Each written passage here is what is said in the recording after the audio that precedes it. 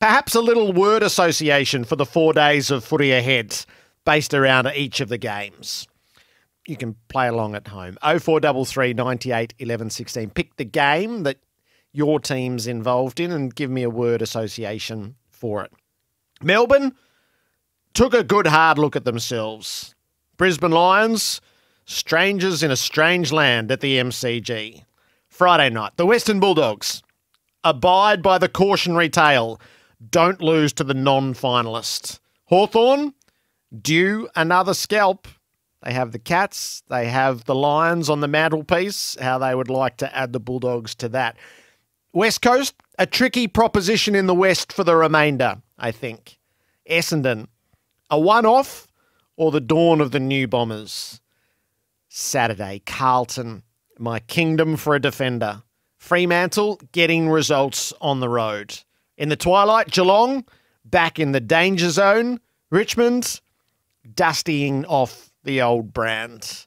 And to the evening, the Sydney Swans, no margin for error at home. St Kilda squandered the margin for error at home. I can't wait for that game. Sunday, North Melbourne and Adelaide. The Kangaroos, if not now, then when? And the Crows, no excuses accepted. Collingwood, the bye was a long time in football. The Giants, the return of the orange tsunami. And to close it all out, Port Adelaide, bravely avoiding the knockout punch. Gold Coast, best look since Bluey. A serious test of maturity. What do you think tonight? Well, if you're asking me what does it mean, which team does it mean more for, I would say Melbourne, because premiership winning teams don't really lose 4 in a row in the context of one season. Richmond did it once. Apart from that, it doesn't happen. And to think that they could potentially lose 4 in a row at the MCG, is unfathomable 3 weeks ago. So I think it means more for the Demons. There's a number of reasons behind that. They've been blessed with injury over the last 18 months. All of a sudden, that is an issue. I'm really excited to watch Luke Jackson play as the number one guy. We'll touch on him in a second with the offers that are coming his way. How good is he? I mean, I think he's had one of the best roles in football, and I understand the attributes that he has got and the excitement that you can project forward to what he may do. But in the end, he's a 12-possession, 0.6 of a goal a game player. And so the pressure will come on him. Can he be the guy to lead you in your ruck stocks without the leadership of Max Gawn? I mean, he comes in as usually matched up against the second ruckman or when the number one ruckman from the opposition is fatigued. So tough ask for a 20-year-old, but I'm really fascinated to see how he goes about it and how ferocious Melbourne are. How much does it mean to them to get their season back on track? You're hearing that in Simon Goodwin's voice from the audio that you just played. So I'm interested to see how they go about it. I've been surprised that they've lost the last 2 games. Wasn't surprised they lost the first one when they were eventually knocked off, but I've been surprised at their form. So I expect them to bounce back strongly, but I have expected that for the last 2 weeks and it hasn't come. Will it come tonight? Let's see. It's such an interesting proposition. I feel like for most of the week this was being framed around Brisbane. Never get a look at the MCG. Come, show us your premiership credentials.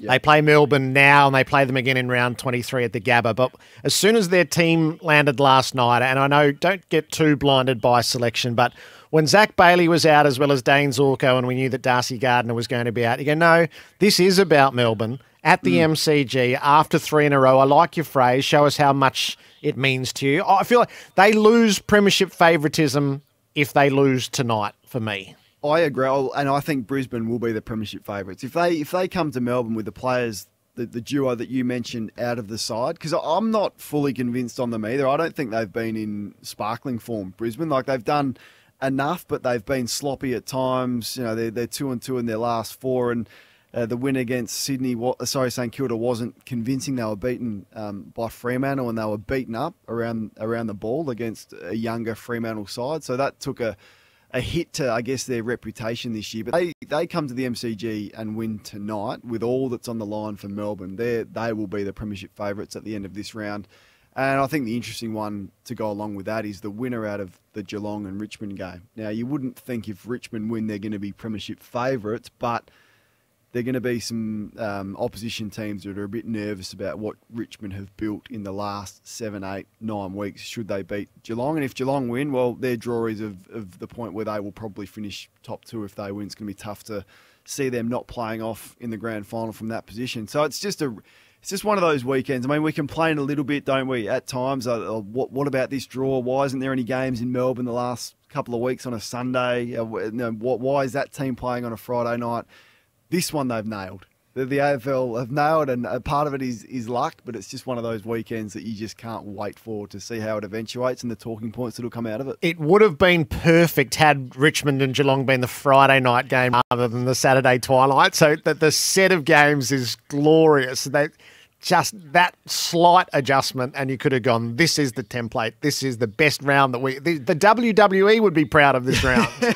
I don't mind the Saturday twilight at the MCG. Like, standalone game, we're all going to be watching. Kids sport, for the most part, probably finished by that point. So I think there'll be a big crowd and a big audience for it.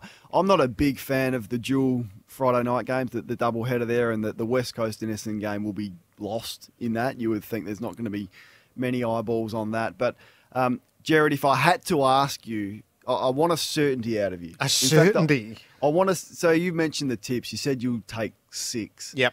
So what if you had to say this team just wins? Because I don't think it's easy. Who is it for you?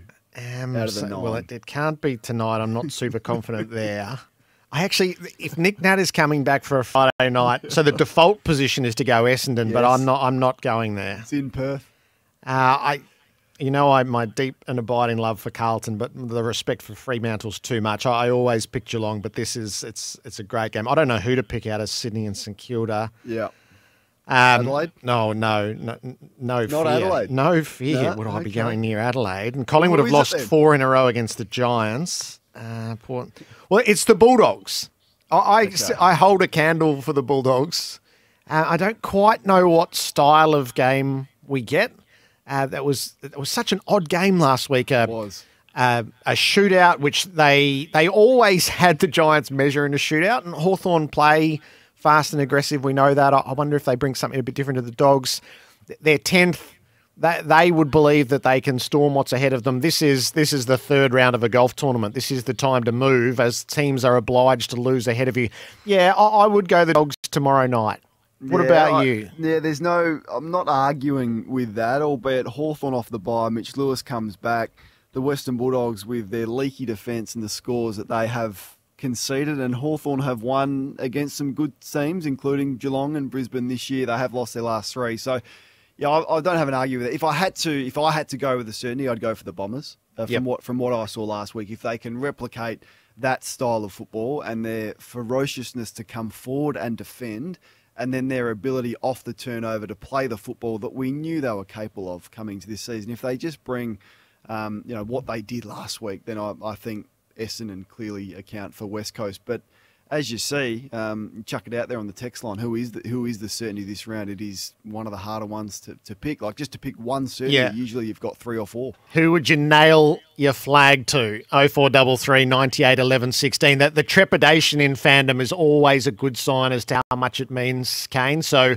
word association for St Kilda, fraught. That's from Ian. Bombers, hopeful. I like Mark, North Melbourne, please. Well, and the fallout for, the ramifications for a team that this season is done. But the ramifications for Matthew Nicks at Adelaide is significant. Like, he couldn't have used more strong language than what he used after the Gold Coast game. Lost trust in each other, took a step backwards, execution.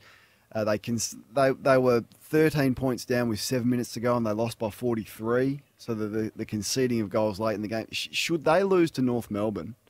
Then I don't know where he goes to from there. 3rd year in a rebuild, and then North Melbourne as well. You feel like this is one of their last opportunities to actually give the fans some joy. It's a winnable game for them. Adelaide haven't beaten North Melbourne in Tassie, so fascinating games everywhere. Gerard, look forward to it. Yeah, just one more on tonight. So you played for a team that didn't see the MCG very often as a non-Victorian who ended up winning the premiership.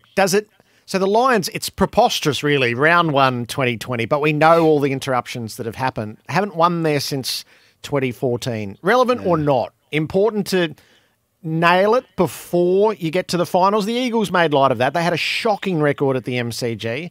They won the 2018 flag.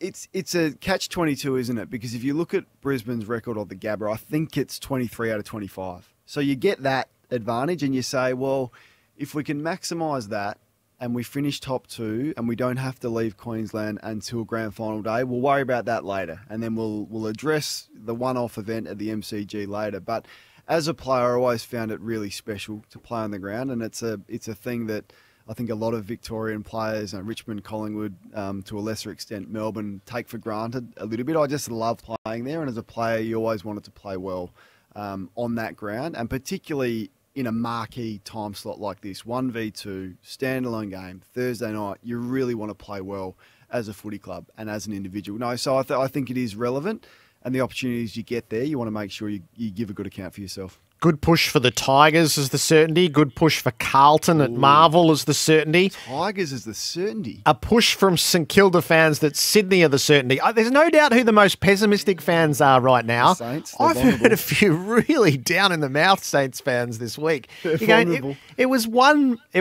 really bad performance out of character with the rest of their year, but a few of them have just packed it all up. Yeah, no, and I think they're vulnerable. And we said that last week, didn't we? And their draw doesn't get much easier. So yeah, I'm a bit pessimistic. I'm a bit with the Saints fans about how the year could end up. And there's some talk during the week that Carlton could miss the 8 as well with the injuries that they've got. So they just must find a way to hang in there for the next month or so until the reinforcements arrive. I know you've got free agents on your mind. Yes. There's nothing quite like being available to see your price and reputation soar. And there's a couple of the best examples I think we've ever seen this year. Well, this fascinates me. And you don't have to cast your mind back very far to have the example of how just by the fact that you are available to a club who can get you for nothing increases your value way more than it should. Your overinflation of price. Rory Atkins, Gerard, got 5 years. Rory Atkins at Gold Coast was a free agent from Adelaide, wasn't getting a game at Adelaide before he left in that season, was able to get a 5-year deal on they're speculating about $400,000. So a significant long-term contract just because he was available. And we know through a couple of reasons that hasn't worked. But I just want to shine the light on Dan McStay. And I've spoken to you about him a little bit this year. I read during the week, and we don't know because player wages aren't, that information is available, which is a mistake and something the AFL need to rectify. Otherwise, we just speculate like this. But if the speculation can be believed, $3 million for 5 years for Dan McStay. Need I remind you that the most goals Dan McStay's ever kicked in a season is 28. This is a guy who's 26, who averages 0.8 of a goal per game. And I'm reading that a club is willing to commit $3 million over 5 years to that type of player just because he's available. Now, he hasn't kicked more than 4 goals in a game of football ever. Cody Waitman's kicked 5 twice, and this is a third-year small forward. So I scratch my head at times.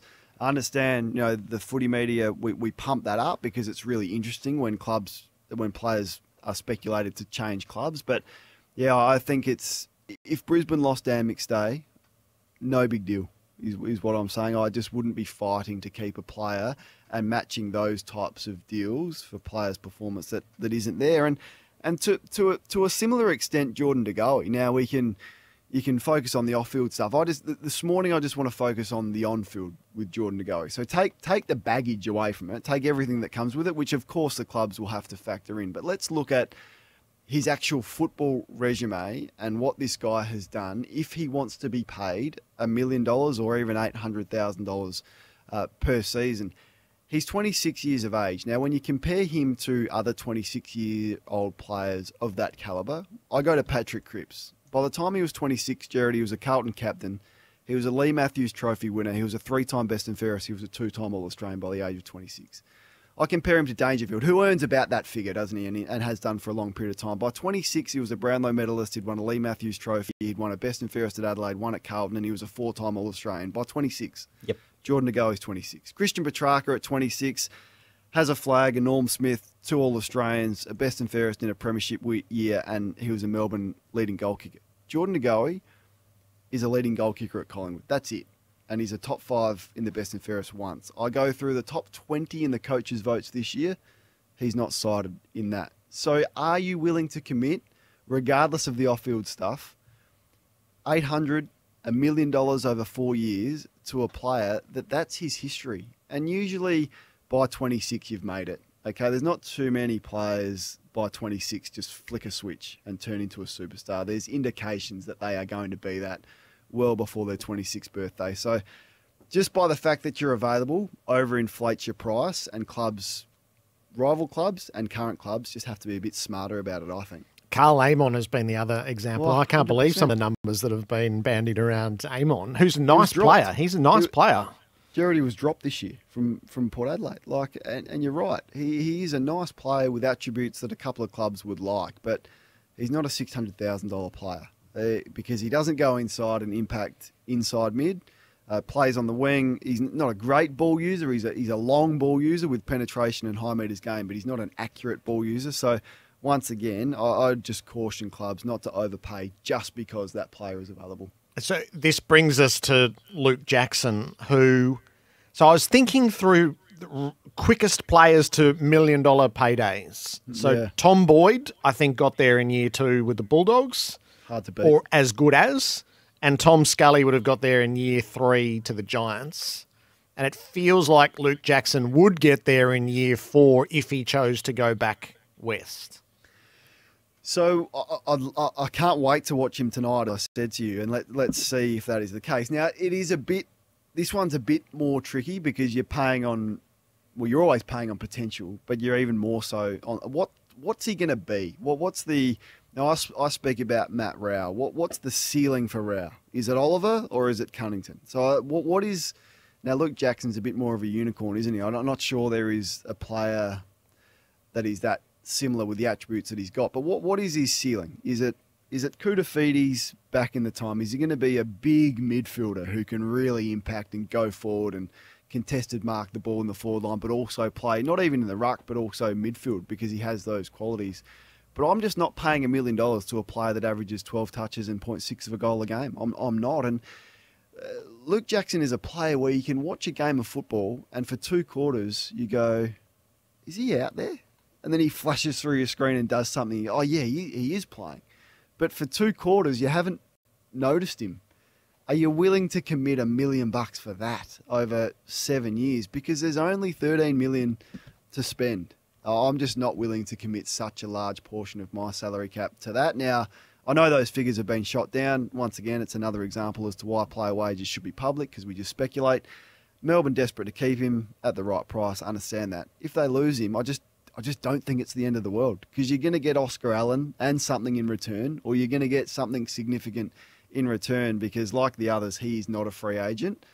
And if Dylan Shield cost you 2 first-round draft picks, Luke Jackson's going to cost you more than that. So they'll get something big for him. I just don't think it's the end of the world if he left, and I wouldn't be paying that sort of dollars for a player that has delivered what he's delivered to this point. Some of the speculation has been eye-popping, and I would regard it as speculation. But some of those numbers out of the West in particular, I can't believe responsible clubs would do that. But if you do go now on him, he will spend longer in the $1 million bracket than any other player, even longer than Lance Franklin has spent in that category. If you put him to $1 million in year 4 and he does, he'll either be he'll either be Tom Boyd and it'll burn and fizz, or he's going to spend 12 years in the $1 million bracket.